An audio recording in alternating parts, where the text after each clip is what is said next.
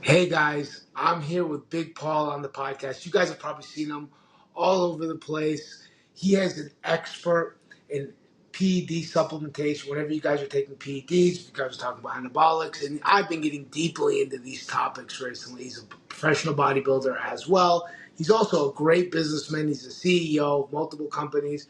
So I'm really, really excited to talk with him. He got on the podcast last minute. I actually hadn't watched a whole bunch of your content. I think it was like a week ago, I ran into somebody, a clip of yours just popping through Instagram. You were on another podcast. And I was like, oh, that's interesting. And I dug in, and I started like just eating up a bunch of your content. I'm like, oh man, I wonder if I could talk with this guy because I'm getting really into understanding that side of the fitness world of people that are trying to be enhanced, are trying to use extra drugs to help increase their performance. A lot of my clients are also dabbling into that world right now, so I'm trying to educate myself to be that way. So I'm really excited to talk to you, and I'm really excited to learn. Thank you for coming on the podcast. Yeah, man, I'm happy to be here. I think I lost you, man. You Oh, still there? I'm still here. Yep. So we had a bit of an internet connection, but I'm back. Yeah, no, I would say I've always been interested in biohacking and performance enhancement and just getting the most out of your body, trying to maximize performance both in the gym, mentally, and performing well at work, optimizing things through PEDs, nutrition, supplementation. There's a bunch of different avenues. The way I look at it, there's kind of really a three-legged stool for being an optimized human being. You need to have your hormones in order. You need to have your diet in order, and then you need to have your training in order. And then there's also mental stuff. But the body tends, or the mind tends to follow wherever the body's at. If the body is not healthy, the mind tends not to be healthy, and they're both inversely related. So that's sort of my take on it. And then I'm also a stupid gym bro. Been competitive bodybuilder, and we go in competitive bodybuilding. What we do goes beyond just enhancing ourselves for performance. It's the freak show. Well, yeah, you're pushing your body like such a limit. It's like It's funny. I get this a lot because I train a lot with general population clients. Most of my clients are just general population. I have a few, especially online. I have a few MMA fighters because that's my background. I was a UFC fighter, so but I have mostly general population. Some people are like, I'm not looking to become a bodybuilder, and I'm like, I promise you, that's not going to happen. Actually, even if you try to, you're probably not going. Even if you told me that is your goal, the chances you're going to look like the people that you're thinking about in your head is extremely unlikely because you're playing with like one, you're probably not willing to be that consistent for that long. Two, genetically, you're probably not there. And three, you probably don't want to put your body in that much risk, even if you're the smartest bodybuilder, the most careful bodybuilder, with the kind of drug use that is happening. Yeah, I mean it's an extreme sport. I mean you did MMA. MMA is the same way. I did jujitsu for years. I'm a very mediocre jujitsu practitioner. But I mean it's the same. It's the same thing in jujitsu and MMA. Man, there's levels to it, and it's like going to an intro class for in being a white belt and saying that I don't know if I want to be a professional UFC fighter. You don't have to worry about that, man. Yeah, it's not even don't. It's not in the cards, buddy. It's Don't not. worry. It's not even in the cards, man. It. You know as well as I do. It takes 10 to 15 years to really get good at it, and you have to be dedicated, and you also have to have some talent on top of it, and genetics to be able to withstand the punishment of doing it. It's the same thing with really any professional sport, whether it's bodybuilding, basketball, MMA. You have to have the genetic capacity to even be successful at it, and it is a fucking grind. You have to grind at it for a really long time to get good at it. I mean, it's Malcolm Gladwell. He has a thing called the 10,000 hours to perfection, but he says it takes 10,000 hours of rehearsal to perfect a skill. And you can look at it like, in MMA, there's time spent on the mat, man. You have to spend time on the mat to get there. And it's the same thing with bodybuilding. You have to spend a decade or more in the gym, probably taking PEDs, probably following a structured diet where you're weighing and measuring everything, and it just most people aren't going to do that. But I've always been sort of attracted to extreme things, whether it's in, I mean, I'm sure you're wired the same way, man. You were a professional athlete. Um, it's whether it's business or bodybuilding. It's I don't sit on my ass. I want to take things to the to the top level. That's just how my brain is wired. Yeah, it's funny because I feel I feel that now that I'm also in business, I have basically two companies that I run. One of them is more of a service-based company from the standpoint of it's me and a couple people that I travel with my clients around. The other one is my online business, my online coaching business. I catch myself like, oh, if I do this and this, and even I like my business partner was like, oh, if we get to here, it'll be good. And I'm like, ah. The closer we get to the goals, I'm already like thinking about the next goal. I always want to try to take it like Yep. another level up.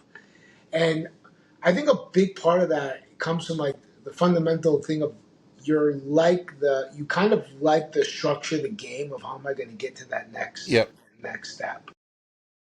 I heard a saying one time, and this rung a bell with me that you don't climb Mount Everest for the view at the top. Yeah. Right, right. You don't spend all the hours and the hardship of get preparing and then suffering going up the mountain just for the view. It's the journey that's the part that people like us love. That's the part, and I think that's one thing. Like with young guys, I mentor a lot of young guys that I try to impart on them. It's don't be in a rush to get to the top. Enjoy the journey while you're on your way up, and embrace that process and learn to love that process, learn to figure out how to better yourself. And I think and I see this with a lot of athletes, they highly successful athletes, they really are great at making the transition to business because they understand how to grind, they understand how to work at a goal, they don't get discouraged and give up easily. I think that's another thing psychologically. Like we talk about the physical aspect, but that's another thing that you have to train yourself on is the psychological part of it. I'm sure with MMA to be successful at it, you have to get punched in the face a fucking lot, man. You get your ass kicked a lot. Every day. Yeah, every day, right? And you're taking a lot of losses before you get those wins. And I think that's the mentality that a lot of times translates really well to everything else in life. If you can learn how to push yourself, if you can learn how to uh, get in your own head, shut down that voice in your head that tells you can't do things, or learn how to control that voice.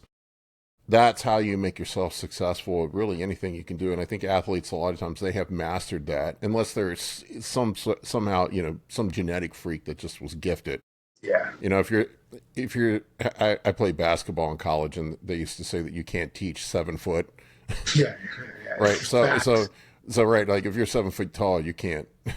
You don't have to work as hard as Yeah. like me, or that's 6'2" or whatever. Yeah.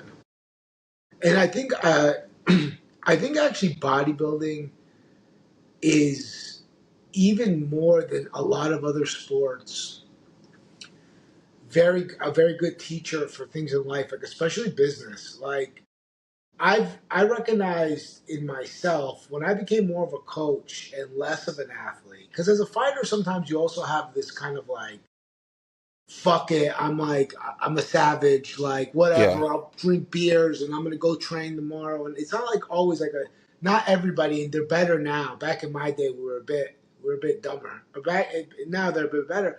We're not always structured athletes. While bodybuilders, there's no choice. If you're not being structured, unless I guess you're a complete outlier, you're not even gonna be able to play ball. Like you're not even getting a chance on the field. No, I mean it is the ultimate introverts sport. It is the ultimate sport of consistency over a long period of time. You really have to be willing to just do the boring shit over and over and over and over again and make small incremental improvements.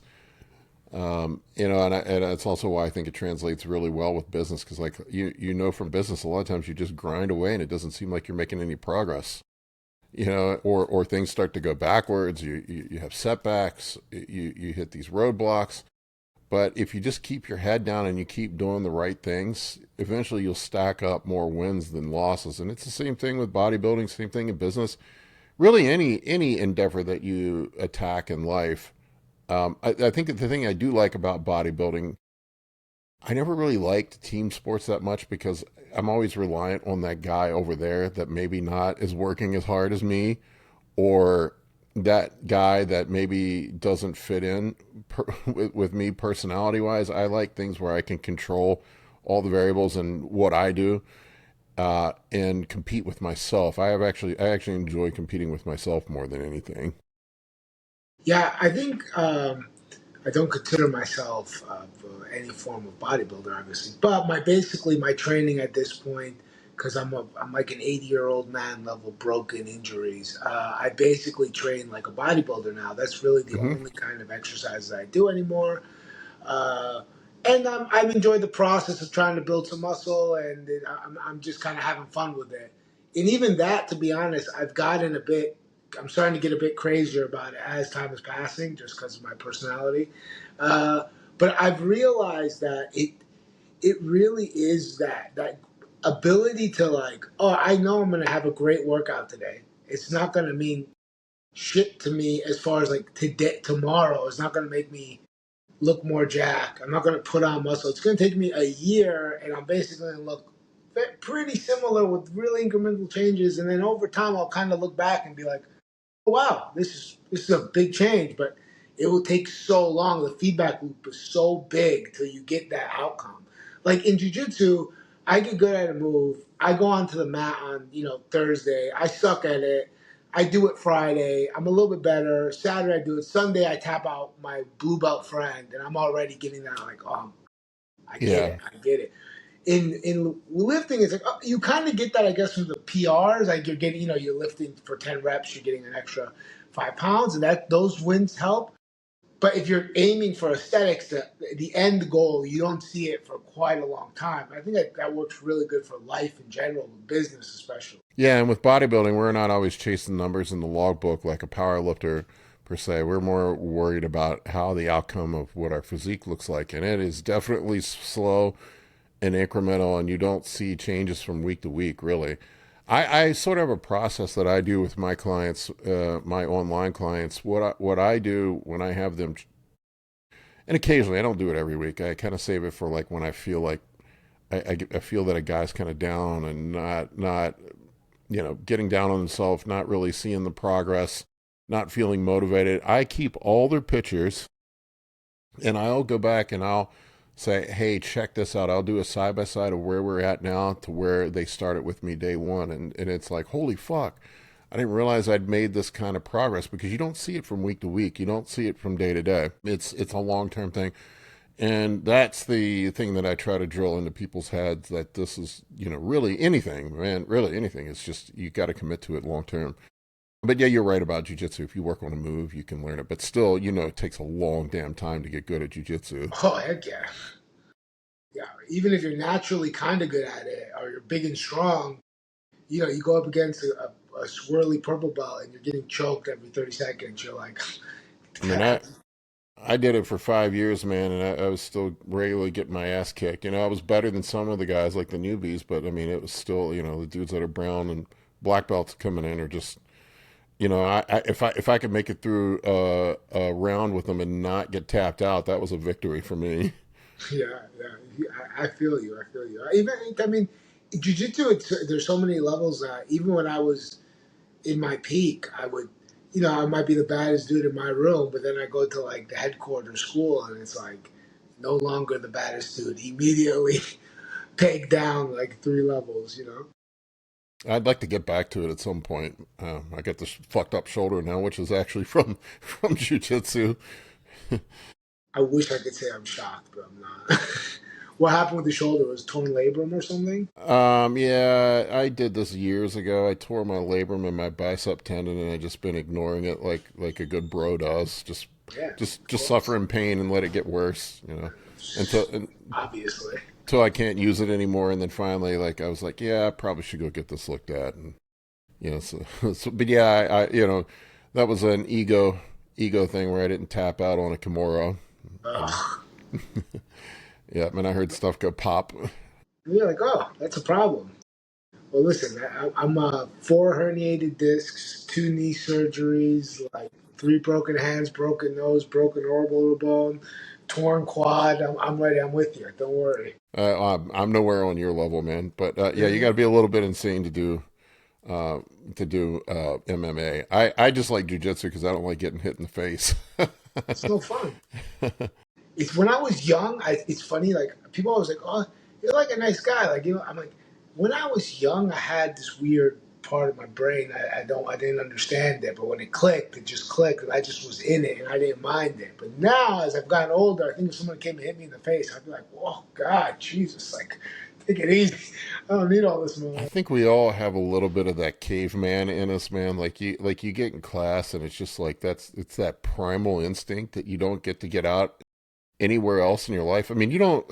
Basically, what happens in MMA classes is would get you thrown in jail anywhere else, Yeah, right? exactly. Or the same thing on the football field. Like guys that play football, like the shit that happens on the football field would get you charged with assault in real Yeah. life.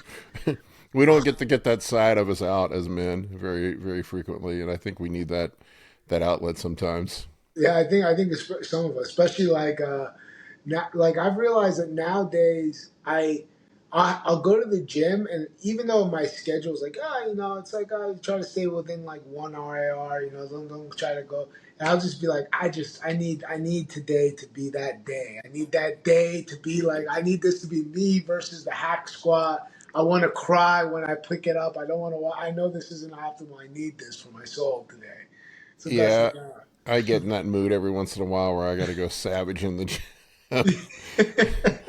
I try to be more intelligent with my training now that I'm older, but shit, I'm in my 50s, so you got to be a little more careful when you get older. But I don't know. You also got to live life too.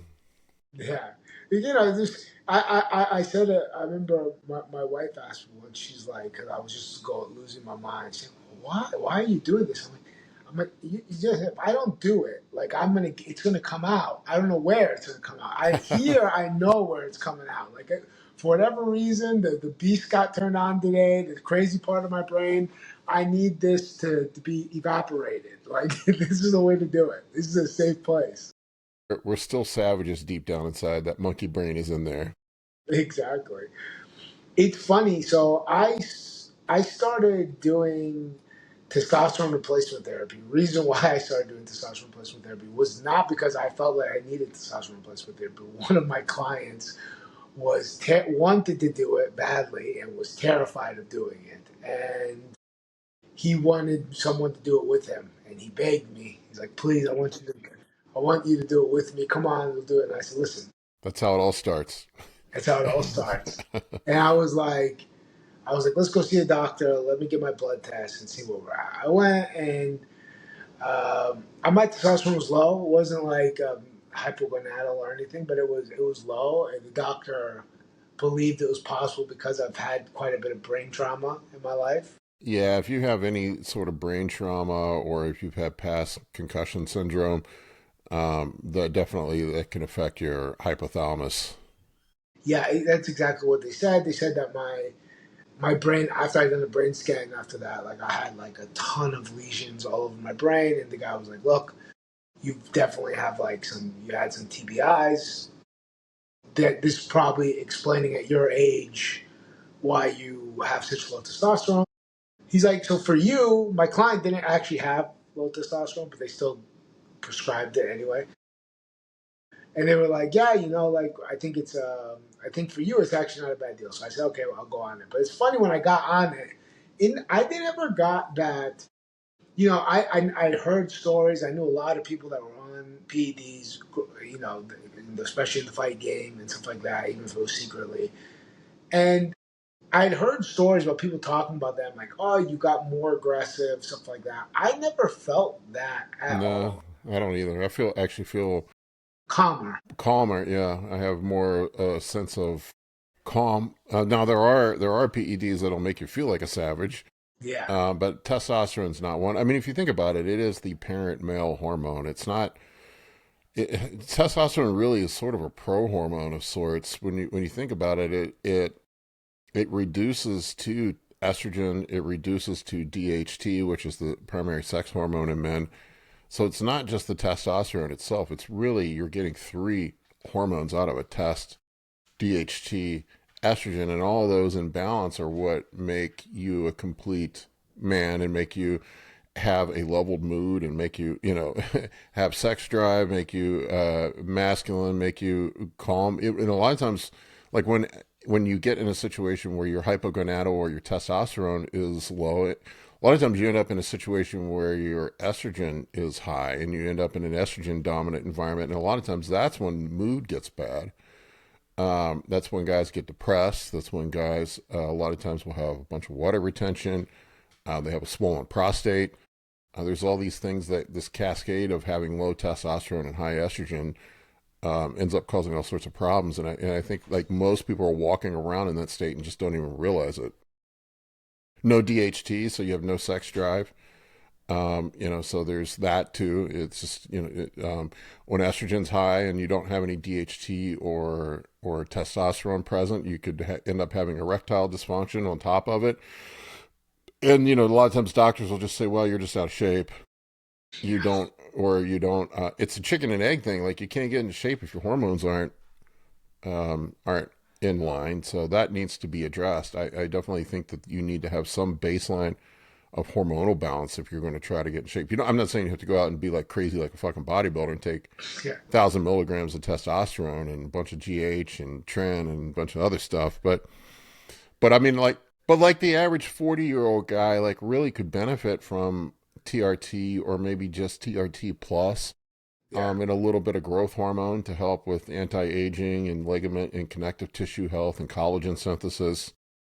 And then if you wanted to supercharge things a little bit, you could throw in an anabolic in there with it, like a little bit of Anavar or a little bit of Primobolan or something. If you once or twice a year want to push things and get the beach body for the summer. And most of the dudes that come to me for training, that's what most of them are. They're not really bodybuilders. They're just guys that want to get in shape and maybe want to do a little bit more than just TRT. Yeah, I'm on right now 100 milligrams of test sip. I'm actually thinking about changing It's actually a to. really low dose. It's a low dose, yeah, Yeah, a very low dose. My testosterones are like up to 1,000 in that week a week. that's a Yeah, good range for that low of a dose. yeah. I'm really like I'm always been a bit above the borders, according at least to the tests. I take most of the tests in the UK. The top range they recommend is like 850, 900 or something, depending on which testing site. I've always been about 1,000, even at that low dose. I feel pretty happy with it, even though I've been thinking about switching cypionate to enathate testosterone. I got recommended to by a doctor recently. He told me that it has better peak serum levels, and Yeah, there's my partner that I do the anabolics e-course with, Kurt Havens. He actually just did a clinical study on enathate versus cypionate. I don't know that the results have been published yet, but the initial kind of assumption was that enathate does have a higher peak than cypionate, which might make cypionate better for TRT because you're going to have lower levels yeah, and more stable levels. But for performance enhancement, clearly enanthate's going to be a better option. You're going to get. It seems at least it appears. It probably warrants more study, but it appears from the initial results that's what we're seeing, that enanthate. And that's funny because that's always been the anecdote in bodybuilding. Like bodybuilding runs on anecdote. We don't. There's a lot of shit that we do that has no science behind it. We yeah, just know from experience. But it's always been the belief in bodybuilding that cypionate is trash, and that's what the TRT bros take, and yeah. bodybuilders use enanthate. So maybe there was some truth to that all along. We don't touch cypionate in the bodybuilding Yeah. world. Well, yeah, and you know what though? I think that there's a lot. I think that people do undermine the wisdom of bro science in the sense that stuff that's worked for a long period of time, gotten a lot of dudes like really, really jacked over time. Like there is something there. I obviously think should be like looked at with scrutiny and with critical thinking, but I think it shouldn't be overlooked completely as a zero. Well, I'm a science guy. I have a science degree. I love science. But the stuff that we do, it's not like they're doing studies on guys using 2,000 milligrams of testosterone, right? Right. There are no there are zero studies on Yeah. that. The only thing we have is anecdote, and then like the polypharmacy that bodybuilders use, where they're using multiple compounds together. I mean, we can make deductions from how these compounds work, but really there's no science on any like researched science. We have bro science, we have anecdote, we have personal experience, but we have a pretty good idea what works. I mean, pretty much everybody at the top end of the bodybuilding community, if you want to get gigantic, we know what the formula is. Yeah, yeah. It's You know pretty what to well take, how to move, what to eat. You got what the yeah what to eat, how to work out, how to what drugs to take, what food to eat, when to eat it, how your workouts are structured. All the top bodybuilders pretty much do the same thing. actually this leads me to something I'm curious on your opinion of. So I have a couple clients that they were on TRT for quite a long time under their doctor's supervision. They went up on testosterone like way past the TRT dose. Not like insane numbers, but we're talking like 500 milligrams a test. Um, and they just to do like a bulk, and they wanted to do that, and then they wanted to come off of the TRT completely, and come off of testosterone completely, and bring back their natural production. We basically the doctor walked me through like what they want to do for the clients. And we're going to be giving them, enclomiphene. We're going to be giving them ACG. And I talked with Dr. Dean St. Mar. I don't know if you're familiar. Yeah, I've talked to Dean several times. I've had him on Yeah. my. Oh, I know Dean well. yeah. Dr. Dean's great. He's one of the guys that I go to for consults for on this topic when I don't know what's He's going on. this one of the smartest guys in the world on this stuff. Yeah, he's brilliant, really is. And he was telling me about coming off of testosterone. Sometimes it's also there's like a psychological element in like how you feel might never be the same, even if your hormonal levels come back into normal ranges. Yep. Like, and that was something I had thought strictly from without any evidence. I had just thought it from intuitive sense. Like, if I ever get on testosterone and then I get off of testosterone, my monkey thought was, I'm gonna feel so good on it. Once I get off it, I know I'm not gonna feel as good as I was on it. That I'm gonna have that comparison.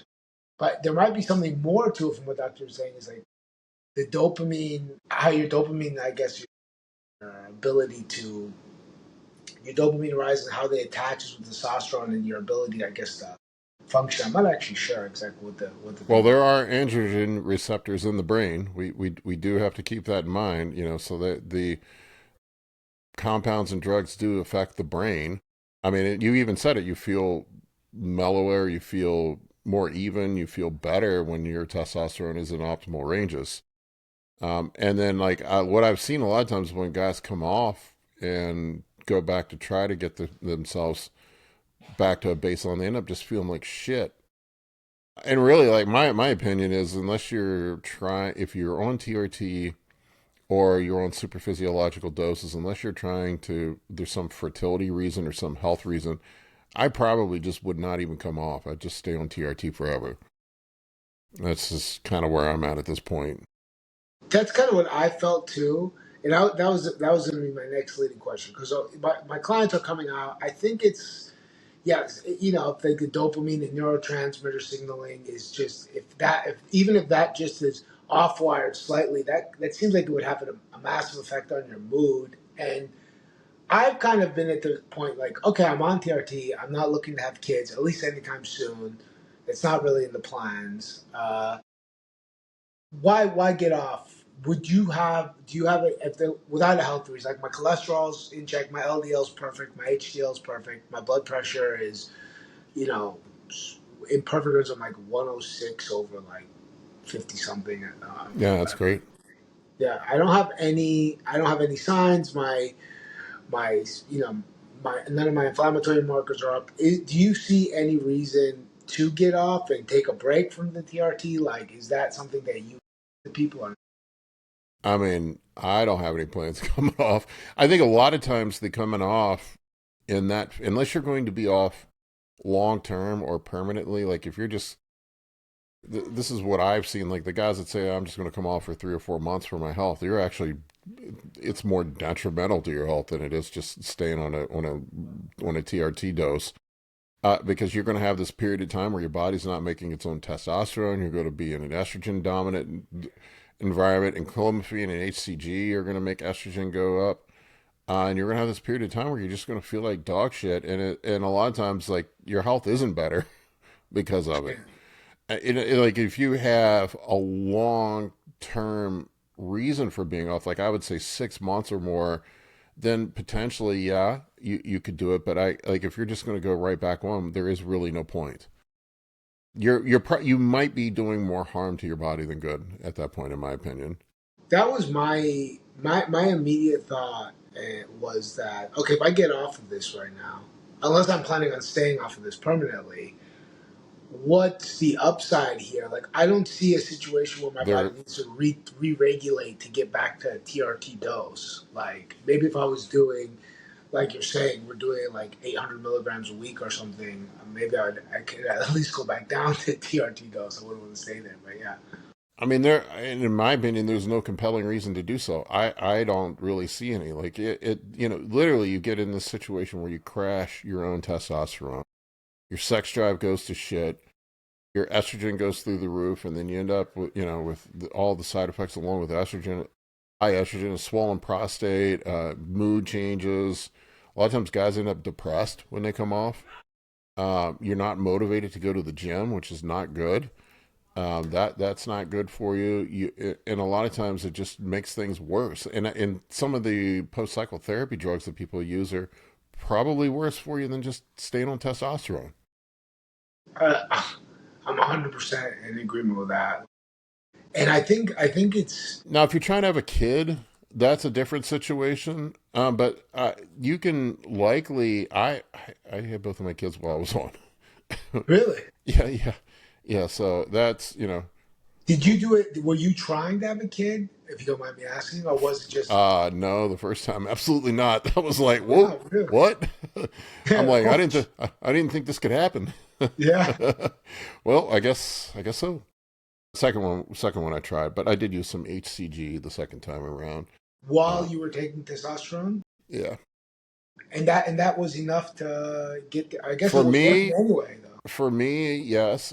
So hey, look, this is the thing. Like the male birth control has been the holy grail. If being on TRT was the equivalent of male birth control, it would be prescribed widely for everybody. It clearly Yeah. doesn't work well for birth control.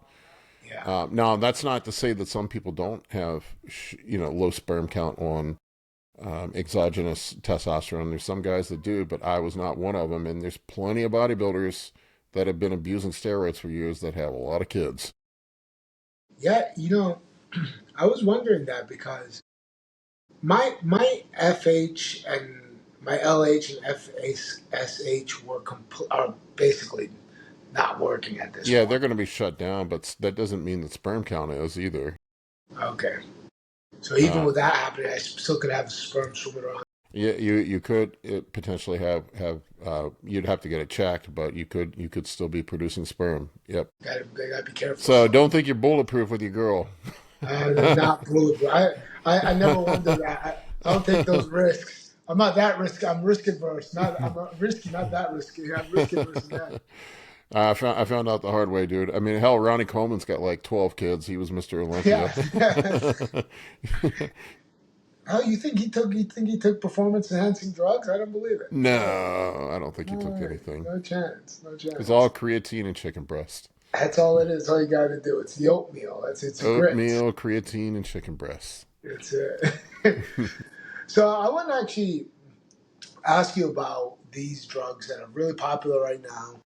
are the GLP-1 agonists Hmm. that everyone's on for their diet, weight loss reverses. I've actually recently changed a lot of my coaching to aim towards GLP-1s because so many of my clients came to me and once it came out and were like, great, this diet's awesome. I want to try this stuff. My best friend told me about it. It was great. And in the beginning, I was really, really hesitant because of the fact that I was worried about muscle loss. I really hadn't thought about how to create a protocol around it. After getting into it, studying it more, I actually got really excited about the drug. I realized, like, man, there's a lot of people I know that this could like save their life for sure. And I kind of created a protocol around it for them. And I've helped people get quite a few results without getting like Ozempic butt, as they say, where they start losing muscle mass and collagen in their face and stuff. And I want to know what your thoughts were on it, and especially on it with athletes using it. And do you see it being more prevalent now in the bodybuilding world? Man, everybody in bodybuilding's using it now. It's the hot thing in bodybuilding this year. We'll see how it results on stage. I do have some concerns about how it's going to affect look. And then part of bodybuilding is eating too. If your appetite is suppressed and gastric emptying is slowed, which the GLP ones do, and they're one of the long term risk of GLP ones is permanent gastroparesis. Now it's very rare, and it seems to be more linked to Ozempic, semaglutide than it is to tirzepatide or retatrutide. But I mean, that is a risk, if you're going to have, for the typical fat person, having permanently slowed gastric emptying is probably not the end of the world. But if you're a professional bodybuilder, a guy that needs to eat for a living in the off season, that could be a fucking problem. Now, what I have seen, and what's crazy is it seems to cancel out some of the negative effects of the PEDs when guys are running high dose PEDs. I've seen massive improvements in blood work with guys running even just low dose. Like a lot of bodybuilders are using retatrutide, which is the novel Oh yeah. GLP-1. It's a triple agonist. It's a GLP-1, GIP, and glucagon agonist. It's not yet approved by the FDA, so it works through three different processes. And essentially, it fixes a lot of the problems that were there originally with Ozempic, with semaglutide, like a lot of the stomach issues, a lot of some of the gastroparesis and stuff seems to be milder with retatrutide. Now, it's not as effective of an appetite suppressant. But what I've seen with bodybuilders and guys using PEDs, one of the major issues we run into is lipid skewing. That's, your cholesterol gets all out of whack when you're taking PEDs. A lot of times guys will have elevated liver values or they have some accumulation of liver fat, probably just from eating all the food. And what I've seen is that the GLP ones reverse that their lipids actually improve more. The results that I have seen, they almost are exactly the same or even better than actually taking a statin for cholesterol medicine. Um, and one of the big things, like with GLP ones, and why I've kind of come full circle on them, and I think they're about as close to a miracle fat loss drug that we could potentially get. And they were originally, I'm a diabetic, so Yeah. I'm looking at it from a diabetic's perspective. But most people are metabolically disordered. They have some sort of impaired insulin sensitivity. They're metabolically disordered. Ghrelin and leptin are not functioning properly, which are the hunger hormones. They have some sort of pancreatic insufficiency or impaired pancreatic function. And the GLP ones fix all of this, right? They fix the hunger hormone signaling. They fix pancreatic production. The new ones with the GIP in the glucagon agonist, and it also addresses some rising blood sugar from the effects of glucagon. Yeah. I mean, there's just a bunch of they really are medical miracle drugs, and they're going to continue to get better, especially now with AI. They're the pharmaceutical companies. They're using AI and just stamping out these peptides, the experimental peptides. We're going to be in a golden age of drugs over the next decade. There are going to be some really fucking cool peptides and stuff that are coming down there. They're already working on the fourth generation ones, which are going to be a GLP-1 a GIP, glucagon agonist, and IGF-1 in it. And the IGF-1 in it is for preventing muscle loss and actually causing muscle growth. So not only are you going to fix metabolic disorders, address rising blood glucose levels, you're going to have an anabolic mixed in with it as well. You know, it's funny. I actually thought about a stack of like an MK677 and the GLP-1 because the grazing of the IGF-1, the growth hormone, a lot of times it increases your hunger rapidly, especially if you have a huge appetite. And if you're dieting, even though it has great fat burning qualities, you're hungry. It's harder to overeat. But you take the GLP-1, and this was just there was no science really behind this. It was just a thought I had looking through the different peptides. I was like, this seems like it would actually work because I guess you would not be hungry with the GLP-1s. I wonder how much it would affect the difference between the increase of hunger and the control from the Well, GLP-1s. MK677, from what I recall, increases ghrelin, which is the hunger hormone. Yeah, So, I mean, really, what probably the best thing to do would be just to not take the MK677 and just take growth hormone. just take it. Yeah. Just take growth hormone, bypass the middleman, because growth hormone doesn't affect ghrelin, so you're not going to have that effect.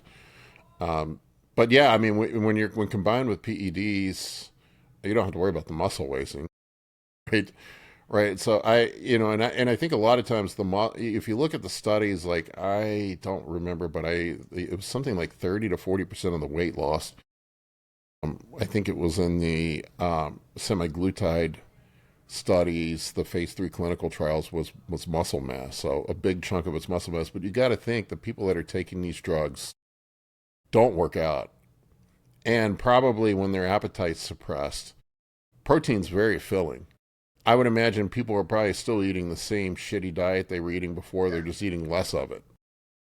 So macronutrients do matter for body composition. They're not as important for weight loss, but probably what's happening is these people are just eating less protein and they're eating a diet that's dominant in carbohydrates and fat. And that's why and not lifting weights. That's why they end up with muscle loss. I just have not seen muscle loss in people. I've seen quite the opposite. I've seen guys, get bigger on it. It's funny. So one of the reasons why I decided to create the GLP-1 protocol and basically put more of my eggs in that basket because I had this client. It was this lady. When we first started, she's like, "Oh, I want to get on GLP-1s," and I was like, "Listen, I've had a bunch of clients on it. We need to do ABC." And we started doing it. And in the beginning, she just was like, "I'm losing weight. I'm going out. I have a martini with the girls. I'm gonna have my brownie, have a piece of a brownie. I'm losing weight. I feel good." And I was like, "Listen, make sure you're hitting the gym. Let's try to get your protein." In the beginning, she fought me, and she lost a bit of weight, and she wasn't obese to begin with. She lost a bit of weight, and then at some point, she stopped it because she was trying to do a special another treatment, and she's like stopped it, and she was like, "You know what? I realized like my butt is flatter than it was before. People are saying like my face looks a little more sunken," and I was like, "Yeah." I'm like, I think that this we have to live the lifestyle habits like I was telling you. She put on a little bit of the weight back. Like we stopped training, she put on a bit of the weight back, and then she came back to me, and I was like, she's like, I want to do it again, but I want to do it right. And we did it with weightlifting. We increased her protein, made sure she had some fiber supplements because she did have some GI issues, so she was able to go to the bathroom a little bit easier. Like 3 months later, she was in the best shape of her life. She was hitting PRs in the gym regularly, and she's like, yeah, I feel better than ever. Like I had none of the negative effects, but it wasn't like she didn't take more of a dose or less of a dose. It was just we focused on the basics, and it was able to do it. And, you know, even getting her like electrolyte water, getting some electrolytes in her to make sure she's drinking enough water. Because you eat a little bit, your stomach feels full, you want to drink some water. Like, I don't even want that water now. Now it's like, well, now you're not drinking water throughout the day. Yeah. Yeah, so even those things, she's like, wow, this is a completely different thing. So I think that's going to be a huge focus point moving forward now that we're getting over the shock of just a miracle drug being out.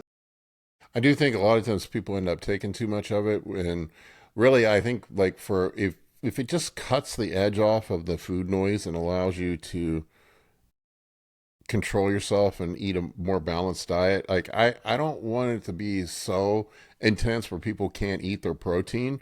So I kind of find that line. I what I've worked with people, I suggest keeping the dose lower, probably lower than what the doctor prescribes. Like I don't really run a whole lot. I'm on one right now. I've been on my doctor. I got my doctor prescribed me Manjaro, which is tirzepatide.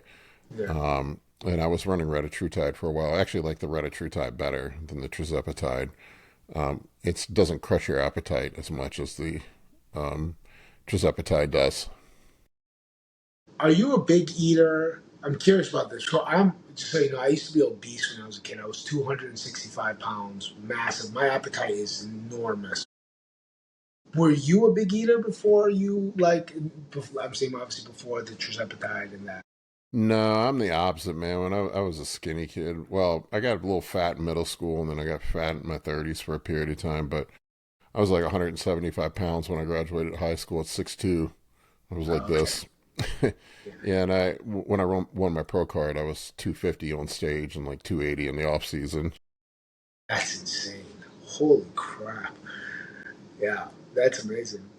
But so you didn't have it because I wanted from my. So I did when I started the GLP-1 protocol. I'm working with Dr. Dean on it. He's helping with supplement needs. He's providing all the supplements for the clients that Awesome. we're working with. Yeah, because I really trust his knowledge on the subject. So someone I went to for, and I wanted to work with him. Um, and we were talking about it. He's like, yeah, he asked me if I had tried it when we were talking. I was like, I've never done it before. I've worked with all these clients that have done it. He's like, yeah, it's good to know what it's about. And I was like, maybe I should. I was gonna do a cut anyway because I was gonna do like basically a photo shoot for the advertisements for the product. And I'm like, maybe I'll try it. I'll be my own um, my own case study to show how it does. And I actually didn't feel like I lost any muscle. I was very diligent on my diet, but it was the easiest I've ever been to be diligent. It was like, oh, okay, I have to force myself to eat this chicken breast right now, even though I'm really not feeling like eating a chicken breast. But I got to get another, 60 grams of protein in before I go to bed. And I just kind of slowly bite through it. Where normally I would just devour that and just be dreaming of chocolate cake until the morning, half asleep. Yeah, what I've noticed, it seems to cut the food noise, but you can still eat. Yeah, That's what I've noticed. Now I will like I already have a low appetite. Like I'll sometimes sit down to work and then I'll be like, "Fuck, it's 3 o'clock and I haven't eaten yet." Right? I'll forget to eat. have you used? Have you? Sorry, have you worked with the other peptides at all? Like, have you Oh yeah, experimented? yeah. I've messed around with other peptides. So I had an experience. And I'm curious what your thoughts are. So I had a hair transplant, Mm-hmm. uh, maybe like 7 months ago now. Mm-hmm. I got completely unrelated, but I tried BP 157. A friend of mine told me he got hurt. He took BP 157, TP 500, and he felt way better. So I was like, okay, kind of Googled what the doses should be. And I was like, I'm going to try it out. I tried it out. My hair surgeon was like, I've never seen somebody's hair grow back so fast. I don't know if that has to do with the BP 157 or not, or just I had some Wolverine healing abilities. But I found it super interesting, and it made me want to dig more into peptides because I was like, what if that was this? I did feel better. My injuries were better. My tendons did feel better. Of course, that all could have been, you know, it could have just been the fact that I thought they might get better because I was taking the supplements. I'm not sure, but it seemed better, at least experientially. And I'm curious, what peptides have you used? Which ones have you found effective? Uh, why, and which ones? I am running BPC 157 and TB 500 for my shoulder recovery. I mean, they are it's a body protective compound. I think is what it stands for. BPC 157 is an enzyme that's made in your mouth and your stomach. You notice how like you get a cut in your mouth that it heals faster, or you have a ulcer in your stomach, whatever, it heals faster. That's they isolated the peptide that causes the increased healing. That's what BPC 157 is. You're going to have increased vascularization. You're going to have increased collagen synthesis. It does help with healing a bit. TB 500 is more of an anti-inflammatory. They usually are used in conjunction with each other. Um, I I have used them for injury recovery before. I mean, growth hormone is the ultimate peptide in Yeah. my experience. I mean, it is the king of all peptides. Maybe the GLP-1s are in there now. Peptides are just amino acid chains. There's various types, but if I were going to pick one peptide, I think that most people should be on, especially over 40, I would say growth hormone. There's so many compelling benefits for growth hormone. You don't have to run crazy bodybuilder doses, but just the increased collagen synthesis. You'll see like improved skin elasticity. You'll see increased hair growth. I mean, just a bunch of benefits for taking growth hormone. Now, it's not going to make you live longer. That's another, but it does make you live a more vital life, and I think keeps you looking younger. I think that's why you see a lot of success in bodybuilders that are older. Like, I'm not trying to, maybe I do look old as fuck. I don't know, but I don't feel like I You look like don't. I don't think I look like a 52-year-old guy. No, when you told me you were 52, actually, I was a bit like, I was like thrown off. I didn't expect it. Yeah, and I attribute that to growth hormone. There you go. I mean, peptide, insulin's a powerful peptide. I mean, there's other things like they're all the growth hormone secretagogues, but here's the thing, like Cimarelin and a bunch of all the other ones. With the growth hormone secreting peptides, I'm like, just cut out the middleman and take fucking growth hormone, Yeah. right? At that point. But I would say right now, you look at the stuff that the pharmaceutical companies are putting their money in. It's the GLP-1s, it's the glucagon agonists, the GIPs, um, growth hormone, things like that. I think those are probably the king of the peptides right now. BPC 157 and TB 500 seem to be very effective. I'll say in the bodybuilding world, those are probably the most commonly used ones that I see. I mean, there's a bazillion other peptides and stuff for various different things. Some of them are more effective and less effective than other ones. That's interesting. I'm curious. One of the reasons that been I've been told people are nervous about taking growth hormone, and sometimes are more willing to try the peptide increase through the peptides, maybe like Somorelin or CJC or whatever, is because of the increase in IGF-1, and they worry that that potentially is an increased cause for cancer. Is that a risk that people should be really concerned about, or is it only for people that have a history of cancer in the family or a history of cancer in their life?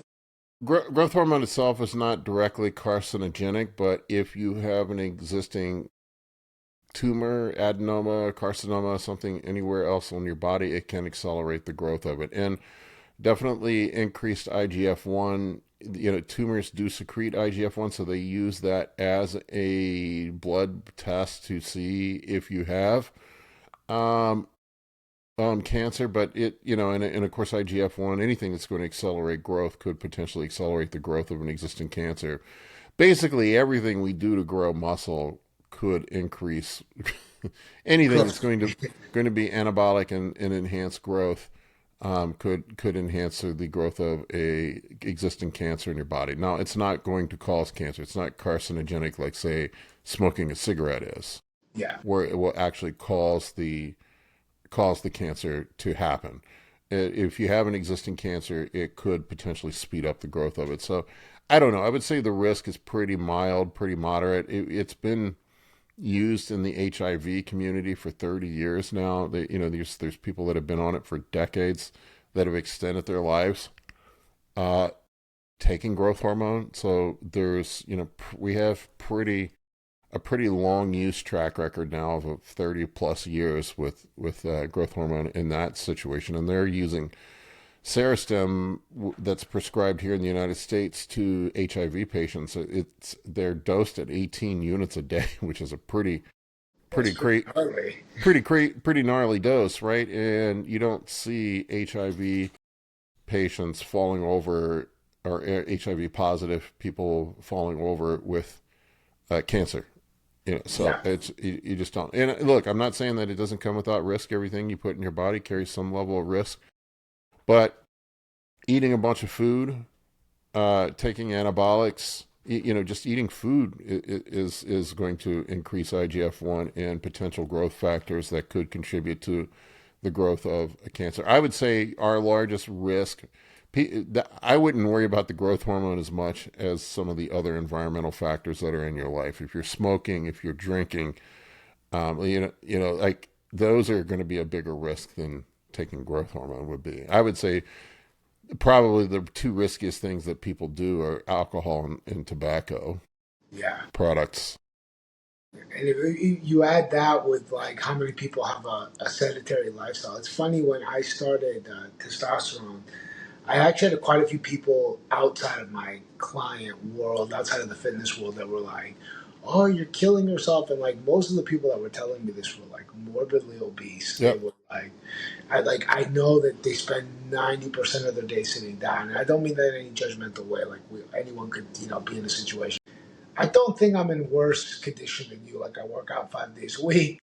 I try to hit my steps. I get my blood test every month or two. I do my blood pressure every day. I think I'm all right. Just because I take a little bit of testosterone, I think that doesn't equal me being in an extremely dangerous situation. Well, there's also the question too, like, and this is the thing that I always ask people about too. There's longevity and there's vitality. They're really two different things. Like, I don't want to live to be 90 in the last 15 years of my life. I'm a fucking cripple and dependent on everybody else. Yeah. I'd rather live 75 or 80 and be vital and be active. And if I fucking fall over of a heart attack a little bit earlier, Yeah. maybe I'll feel different at the time, but I don't want to wither away into a husk of myself. I want to be active and vital into my old age.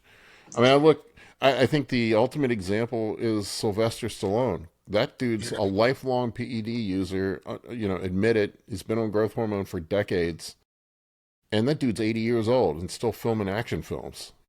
Looks awesome as well, by the way. Yeah, yeah, he looks like who would you want to look like that guy when you're almost 80 years old? Oh yeah. I want to look like him now. I'll switch. Yeah, so I mean, I just look at that and I'm like, he looks better than pretty much everybody else in Hollywood that's the same age as him. Yeah. It's funny that I've been playing around with the idea of trying growth, kind of experimentally, because I've never done it. I basically only done testosterone, and I did do one. Yeah, I did testosterone and GLP-1s, and yeah, I think it's something. Yep, it's everything I've ever. Oh, I did a CJC peptide at some point. I was given from the same doctor that we got our testosterone from. They told us to try. I tried it for a bit, and it was actually one that you take and you dissolve under your tongue. I've actually read that it's probably not the best way to do it. You're probably not going to get too much of the ipamorelin through, so I stopped doing it. I never did it really, but I've been Well, considering trying it out. well, if you've had any, like you said, you've had traumatic brain injury, you've had any damage in that area, growth hormone is the one thing that can regenerate nervous tissue, right? So it could potentially help with your situation there. Oh, that's interesting. Super interesting. Yeah, I'm always looking for anything that can help with that because And here's the way I look at it: the safest stuff, and this is what I've seen, is the shit that's bioidentical. Growth yeah, hormone is bioidentical. We know how your body's going to respond to it. We know what the downstream effects are of growth hormone. Same thing with testosterone. And when you start venturing into other things that the body doesn't make MK677, yeah.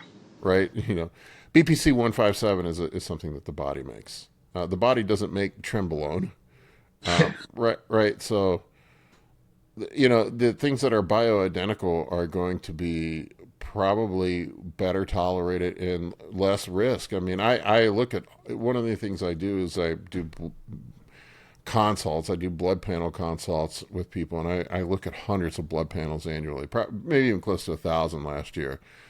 And I almost never see. I just don't see problems with blood panels from people taking growth hormone. I just don't see it. Yeah. The only really downside, sometimes you do see some insulin resistance, so you have to be careful with that if you're prone to diabetes. Um, sometimes guys get numb hands. That tends to go away. Sometimes there's some water retention, but at moderate doses, there's just, I don't know. To me, I think growth hormone and testosterone would be, if I were to have a baseline of hormone replacement therapy, that would be it. And then maybe, like for the typical just person who wants to get in shape, growth hormone, testosterone, and then maybe like a low dose GLP-1. That would probably be the combo that I would use for people that are just trying to get in shape. Yeah, I think that's pretty good. And I was thinking that the GLP-1s, another thing that might be good. A lot of people, especially people that aren't very experienced in lifting and controlling their diet, when they're trying to like bulk up, even like they go from like, I know a lot of people have done cuts, they look great, and then it's like time to bulk, and they just get fat. Like they go and then they kind Yeah. of I think actually like a super low dose GLP-1, like maybe you're talking per week, would be like enough to like silence, especially if you have a big appetite and you're generally someone that doesn't have a lot of willpower and control, might be enough that you can bulk up a bit slowly without having like I'm gonna blow up, gain 30 pounds in the next like 2 months because Well, a lot of bros use bulking. I hate bulking as an excuse to eat like an asshole. It's yeah, really just like, I can go eat pizza and hamburgers now, yeah, and do whatever the fuck I want. Yeah, and I have had a lot of my bodybuilding clients, or they've done it of their own volition, but running low dose retatrutide in their off season. They've been running like 1 milligram, and it does quiet down some of the food noise. And like I said, it keeps the blood panels in line. A lot of the things that I see that I am concerned about with guys that are running higher dose PEDs is the cardiovascular risk. That's typically what you see kills bodybuilders. Just the size and the amount of drugs that they take, and then they end up having skewed lipids on top of it and high blood pressure. And the GLP-1 seem to ameliorate some of that risk. So it's sort of like buying a bit of insurance, and then keeping your diet clean. Like I think, honestly, a off-season bulking or mass gain or muscle gain diet really should be the same damn foods that you're eating when you're cutting down. You just eat more of them. yeah, yeah. Maybe you switch to potatoes for rice to make it a bit easier. Yeah, yeah, eat some rice, but I mean, like, really, it's the same shit. You just eat more of it. Honestly, like when I'm dieting and bulking thing, people like the wild card for me is carbohydrates. I push carbohydrates up. Protein never changes. I pull carbohydrates down. Sometimes I'll make some adjustment to fats, but I keep the diets that I put together relatively low in fat. I keep them low in saturated fat, high in essential fatty acids. You do need some EFAs in your diet, but for the most part, I think people vastly overeat saturated fats. Saturated fats really don't really contribute much of anything positive. I know I hear people talk about hormone production, but if you're already taking TRT, it doesn't fucking matter. And steroidal hormones in the human body, they're made from cholesterol anyway, and I've yet to see anybody deficient in cholesterol on their blood work. So Yeah. your body makes plenty of its own cholesterol. It's not like you need to eat a cheeseburger so your hormones are in line. I just never understood that logic. Like I'll hear bros like, "Yeah, I got to keep my hormones up, bro," and I'm like, "So that's why I'm having my cheat meal." I'm like, "No, you're just having a cheat meal because you want to have a fucking cheat meal. It's okay, Look, I love me some McDonald's and pizza, but Yeah, I want to just taco every so often. It's all right. yeah, look, we're all human, man. I'm not a fucking robot either. Even on contest prep, I'll have one cheat meal a week. But you can do it if you do it reasonably. But it's not an excuse in your bulking phase to go out and eat like a jerk every day. You're just going to make what you're going to do is you're going to gain a bunch of fat, and when you do have to diet down and get leaner, you're just going to make it that much harder on yourself. I really think it's like the most miserable. It's also such a miserable experience when you do it wrong. Because I've done it wrong. Because I've battled with yo-yo dieting in the past, especially with fighting. Because I would Yeah, just be like, I got to be 145 pounds. Crash, crash, crash. You got 6 weeks to be 145 pounds. Crash diet. Get through the fight. think Jesus that's over with, And then you blow binge eat. up. Yeah. Yeah, blow up. Oh, I'm gonna eat. Oh, mom, you made a coconut cream pie. I'll take both of the entire pies. Thanks. Yeah, I've worked with some MMA fighters, man. They tend to binge and purge. Yeah, yeah. It's like it's funny. It's like you would almost feel like you're in like a cheerleaders thing. Like you hear all the guys are talking about food. They're just like obsessing over it. I really like with my guys that are MMA fighters and jiu-jitsu guys, I will take the same diet approach that I do with a bodybuilder, literally. And then I reverse them out of competition just like I would a bodybuilder, and it works really well, man. They perform so much better. There's some differences. Look, you're not trying to be 300 pounds in your off season. The approach with PEDs is a bit different with MMA fighters. I mean, you're not trying to be massive. You just want, mainly it's just for performance enhancement. You want to be able to recover from all the fucking training you're doing. Yeah. So like it's very, I would keep the PEDs very moderate, probably just some stuff to help you recover and heal from the beating you take on the mat. Oh, it's funny. I fought until I was like 28. I got to the UFC. I got to the UFC. It was exactly a yo-yo diet situation. I basically had like 30 pounds to lose in 3 weeks. Holy shit, man. That's not Bro, good. it was not good. And I wasn't like in shape 30 pounds either. I was like coming off an injury, no muscle. I had to deal with some family stuff that was going on with my mom. I was just like, There's no way you can perform optimally in the ring if you have to drop that much that fast. optimally was it. I was so weak that when I was hitting mitts in the locker room before the fight, when my hand would hit the mitt, my wrist would bend because I couldn't hold Yeah. my hand straight. Yeah. I'm not surprised at all. Yeah, you had to have been completely depleted. Yeah, it's the first and only time I've been knocked unconscious. I've been rocked a gazillion times. But the only time I've been knocked unconscious was that fight. And then I got destroyed. Like mentally, it completely obliterated me because I felt like I screwed up my dream and everything else. And after I kind of like semi-retired, I went and started training people, and I kind of got. That's when I first started getting into like nutrition and coaching, and actually like fitness coaching. And I kind of trained more like a bodybuilder. And I came back to fight one more fight. I'm like, I'm gonna do one more retirement fight, and I did it. I fought at 145 pounds. I cut like 12 pounds like the day Yeah, before the cut. It was nothing. And I was lean with a six pack, leaner than I've ever been in my fight. It was the easiest weight cut I ever had. And I was like, I've done this for 20 years. Are you kidding me? Like, this is all I had to do. This was not yeah, complicated. It was not hard. I just had to be consistent and controlled for yeah, long periods of time.